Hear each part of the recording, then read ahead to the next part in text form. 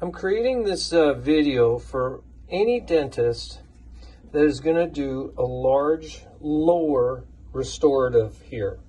Anything more than 6 or 8 units, and doesn't want to, after temporization, they're worried whether or not you've seated the tray enough or not, okay? Because if you seat the tray too much, your temps will be out of occlusion and malaligned, and if you don't seat it enough, the bite will be incredibly high.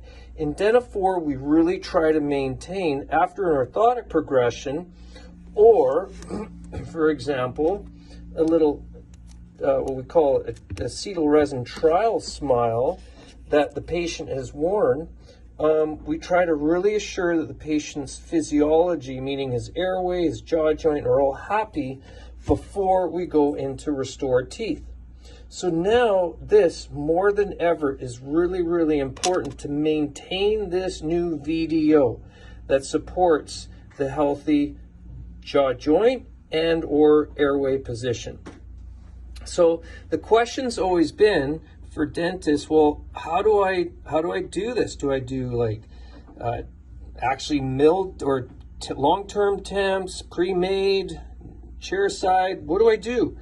So after lots of trial and error, and with dentists that had to learn the hard way, I want to share you a secret and a pearl how to get a perfect temps chairside every time. Okay, if you follow these disciplines, first and foremost, take, whether it's an impression like this with a border lock tray, with a good alginate replacement material, or a scan that picks up all the edentulous there. You can see how far it goes in the vestibular area, and a good distal extension right up to the retromolar pad area. This is vital in a wax up stage for us to have, okay? So that's number one, whether it's a scan or a traditional impression. So the second next most important thing is that we, with our actual temporary provisional tray, that we pick up that area, such as the retromolar pad area, good extensions in all the other areas except on the cuspids, and I'm going to show you why. So you'll see the black marks where I put this, that's what we call the gingival shimbashi, or the gingival area of those cuspids. So what we've done is we've architectured this out so that you can see exactly where the gum line is. You'll just see there, if I do a little peekaboo window, I call it the cuspid window.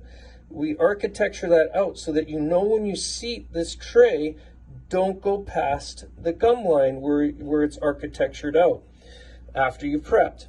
Also, what we've done is we've created an imprint of the upper in there. That to do that, we've only opened the bite 2 to 3 mils, so that when the patient comes down and bites into this tray, it will seat into that upper, okay, giving a really nice uniform, all working together kind of bite. All right, and so what we did on this special articulator, the Aculiner articulator, is it's very easy for us to just simply open that 2 to 3 mils, and then you'll see that this bites right down into that putty tray, okay? Just like it would in the mouth. Now you know the tray is seated, okay? By assessing the gums, okay, that the cuspids are there, and that you're biting, the patient's biting into that imprint that we've created with that tray. You'll nail it every time. There's only one other extra step you can do, and that is measure with either a Bowley gauge or something from that point to this point, and before you prep, and make sure that it matches up, okay? That's what we call a shimbashi measurement. But in saying that, that is a key step for perfect provisional. The other thing that I wanted to show you, this is the traditional way of doctors doing provisionals on lowers, and this can work, but there is room for error. And what we found is if we architecture the cuspids out and have a good imprint, it's a bulletproof way of getting perfect temps on the lower.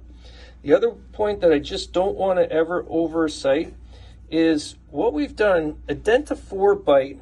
This is what actually enables us to give a perfect, and I mean a perfect, relationship of the new VDO that we're trying to build to, and so that we don't lose it through the preparation of the teeth. So at this point, we have made this, again, this is the new VDO that's been test driven and works for the patient. And so what we're asking you to do on these kind of cases, whether it's on an upper or lower, prep every tooth except the most posterior and 2 anterior teeth.